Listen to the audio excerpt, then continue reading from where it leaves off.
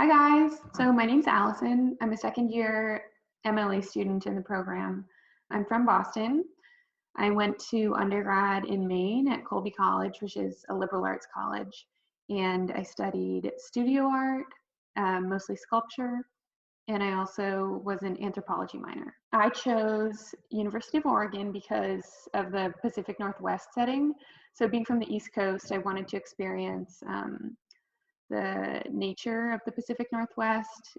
Also, the program specifically seemed more practical than other programs. I'm in tech studio right now, so we're going through an entire set of construction drawings, and we're learning how to draw construction details, and it's just a lot of tasks that are going to be important to know as we then go apply for jobs. Oregon is kind of strong in research, and being with an artsy kind of background, I wanted a strong, I wanted more science and I wanted more research. I'm involved with the Design for Climate Action student group.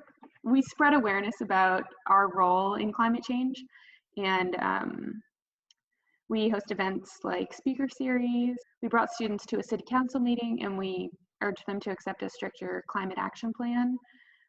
So things like that. So for a studio project, I'm just going to talk about my most recent studio, which I did enjoy a lot. The theme of the studio was designing entangled sites.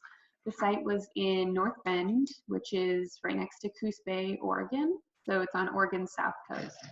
The inspiration for my design was kind of tying together all of the stakeholders in the site.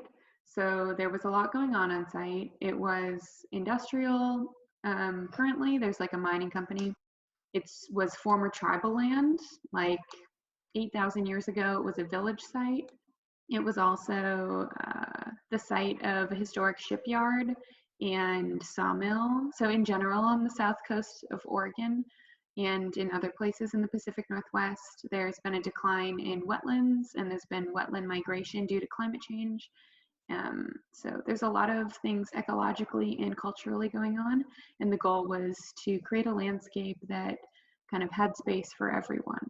One skill that I kind of worked on in that class was really refining what it means to have a design concept. So rather than just having a bunch of really cool things and putting them in a park, coming up with a concept and sticking to the concept and letting the concept drive the placement of the programming of the park and things like that. I was thinking about the rhythms of the tide, and I was also noticing the rhythms of mud ripples on site because it was a coastal site. And I took the shape of the mud ripples and I made that kind of like the plan for how I was going to organize things. So I did end up constructing earthen berms, which were kind of the same general shape as the mud ripples. And I made that kind of an undulating landscape that people could explore. Some other things that I got to work on were grading, drawing contour lines from scratch to illustrate my designs. We did a lot of model making in that studio. So we made models just to think through initial ideas. Some of them were made of paper and they're a little flimsy, and that's just to think about the concept. And then we had, another stage of models where they were more final. We were using the laser cutter. They were for presenting our ideas to an audience. So that was really great to get experience building digital models on our computers, translating that into a laser cut file, as well as doing the sketch and concept models.